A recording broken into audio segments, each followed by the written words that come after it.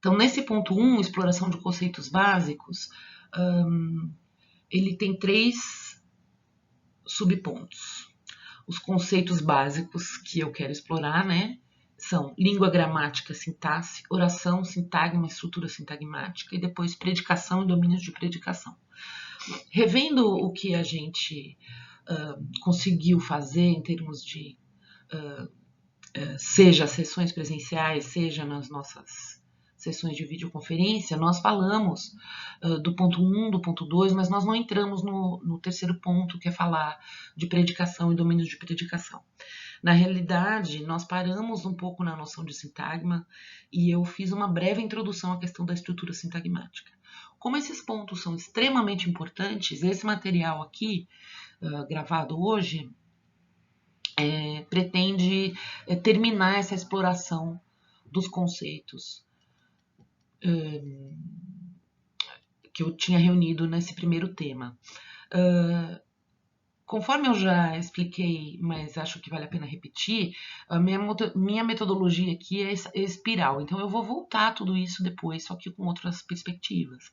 Mas eu acho importante fechar essa exploração, justamente porque é uma abordagem espiral, ou seja, eu vou voltar a isso, eu quero que a gente tenha tratado um pouquinho, tá? A bibliografia fundamental está aqui, eu já apontei para vocês onde é que ela está disponível no Moodle, né?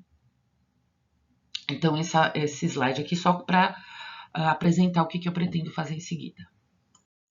Quanto ao primeiro ponto, que explorava os conceitos de língua, gramática e sintaxe, esse foi o ponto que a gente conseguiu ter uma aula presencial, em que eu comentei tanto esses 2 itens da bibliografia fundamental do Ataliba de Castilho e do Eduardo Raposo, brevemente, né? Um capítulo da gramática da Ataliba, o que se entende por língua e gramática, como uma seção do texto do Eduardo Raposo, a língua como sistema de representação mental, como alguns trechinhos do texto meu e da professora Sanderleia Longuin, da Unesp, sobre sintaxe. E também 2 itens de bibliografia complementar, que são 2 textos do Chomsky, que são em inglês, por isso são complementares, mas que estão também disponíveis para vocês no Moodle. E eu vou mostrar isso depois, onde estão disponíveis. E essa primeira parte tem como epígrafe própria essa frasezinha que eu acho bem emblemática do pensamento do Chomsky sobre a linguagem, que está aí logo abaixo do subtítulo em inglês. Vou ler em inglês e depois traduzir. One of the great breakthroughs of modern science was to be willing to be puzzled about things that seemed obvious. Que a gente poderia traduzir macarronicamente como uma das grandes conquistas, inovações, né, da ciência moderna foi se dispor a se maravilhar, a ter curiosidade sobre as coisas que parecem óbvias. Eu uso isso como epígrafe porque, conforme eu já falei para vocês na aulinha presencial única que a gente teve e na nossa sessão de videoconferência anterior, aqui a gente só fala de coisas óbvias, mas é para tirar um pouquinho de ciência, vamos seguir as palavras do Chomsky, de coisas que parecem que são óbvias. Por isso eu escolhi esse trecho como epígrafe dessa sessãozinha. Nesse primeiro ponto, sintaxe, gramática e teoria da linguagem, a gente começa com 2 citações e acima delas esse destaque aí para a etimologia da palavra sintaxe, chamando atenção para fortíssimo tom que desde a gramática clássica se dá a questão da ordem. Quando se fala em sintaxe, se está falando em como que a língua se organiza, como que os objetos linguísticos se ordenam em relação uns aos outros. Eu gostaria de chamar atenção para essa questão do sim do sintaxe, ou seja, a sintaxe é aquele olhar para a linguagem em que eu estou preocupada com as relações entre objetos. Eu vou voltar a isso porque é extremamente importante para os conceitos que a gente vai mobilizar mais tarde.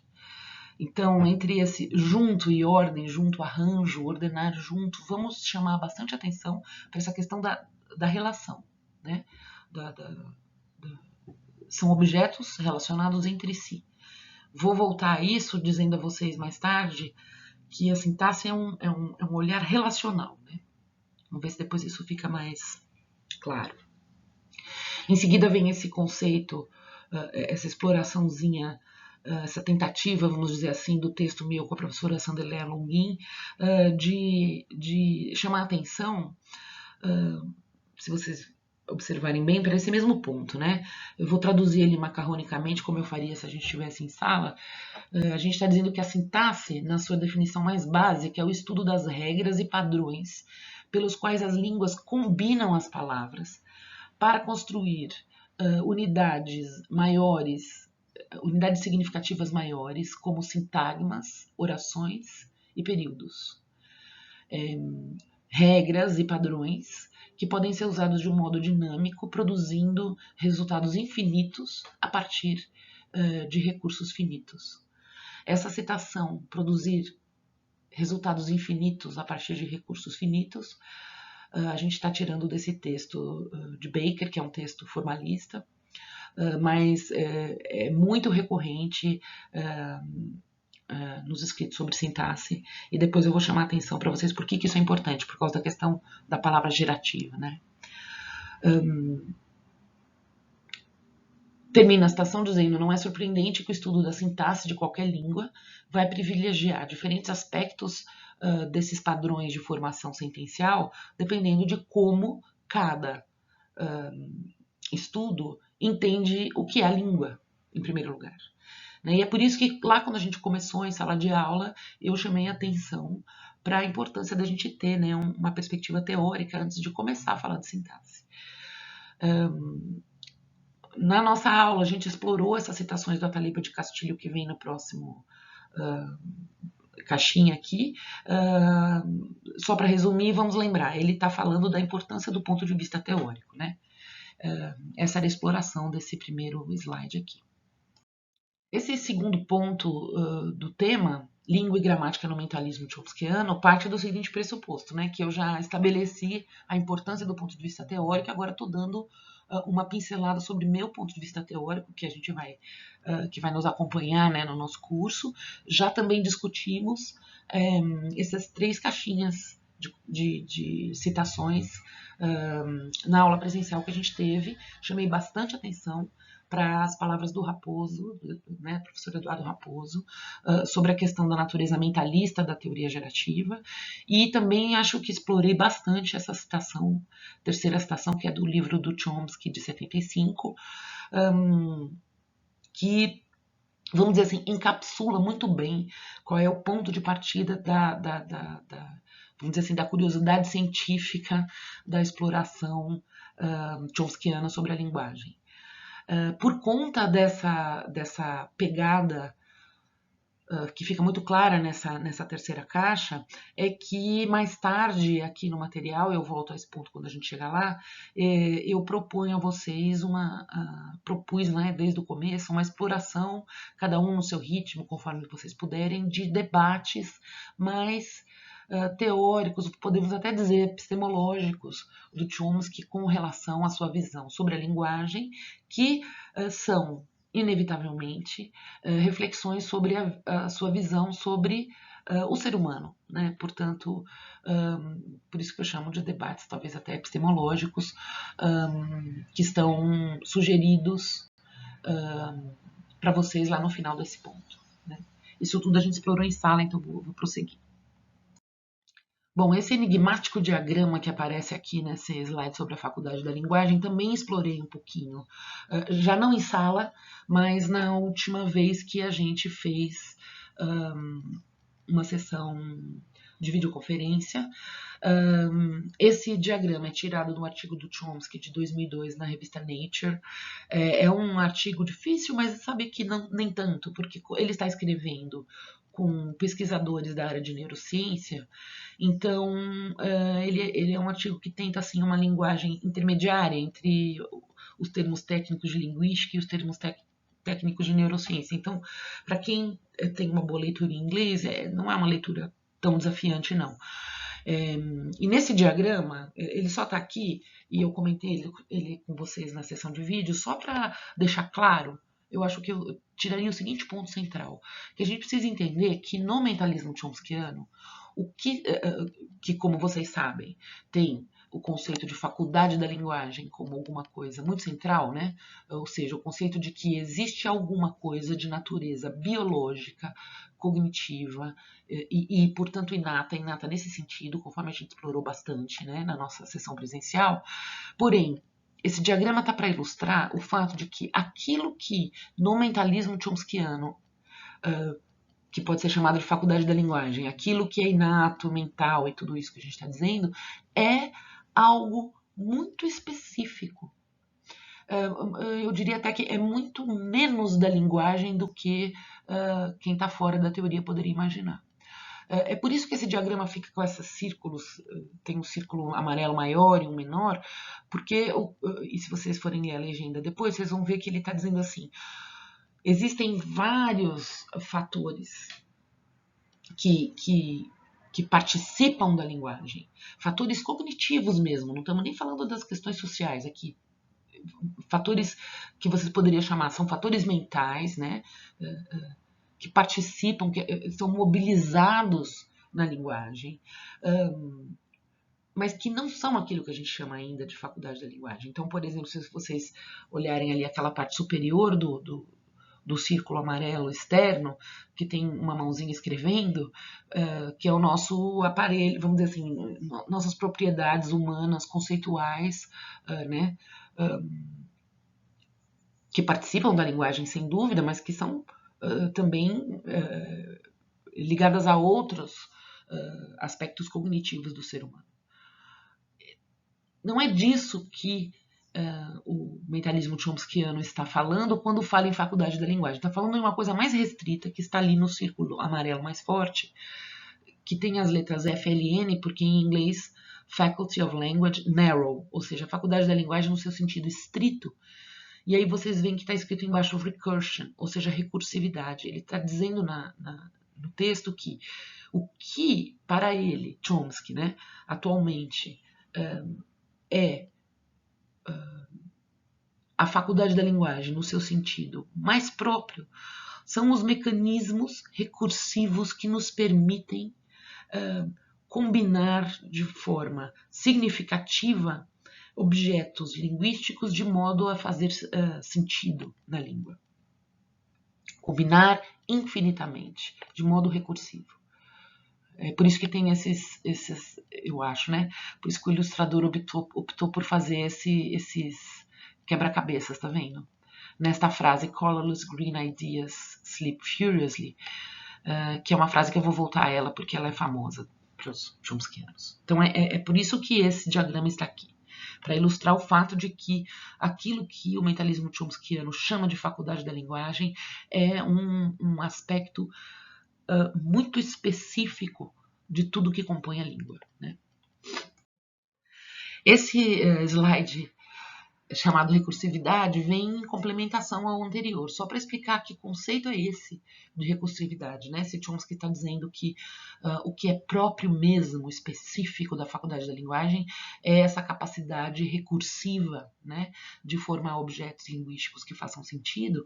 A recursividade é um conceito que vem da matemática, da geometria, da matemática, enfim, das ciências abstratas, vamos dizer assim. E eu trago esse triângulo coloridinho aí, que é para ilustrar uma das aplicações ou formas de explicar um objeto recursivo. No caso, um objeto geométrico, mas a gente podia estar falando de outros objetos passíveis de serem descritos como recursivos. Falamos sobre esse slide já também, mas só para resumir, se vocês olharem bem esse triângulozinho, vocês vão ver que ele é formado de vários triângulozinhos. Na verdade, se a gente for para o próximo slide, depois a gente vai, vocês vão ver isso melhor, porque está formado como se fosse a receitinha de como se forma esse triângulo. Isso aí parece aquelas brincadeiras que as pessoas fazem, sabe? Quantos triângulos vocês veem nessa imagem? Testes de QI, coisas assim. Mas o importante aqui é guardar o seguinte: quando o Chomsky está falando em recursividade, ele está falando dessa propriedade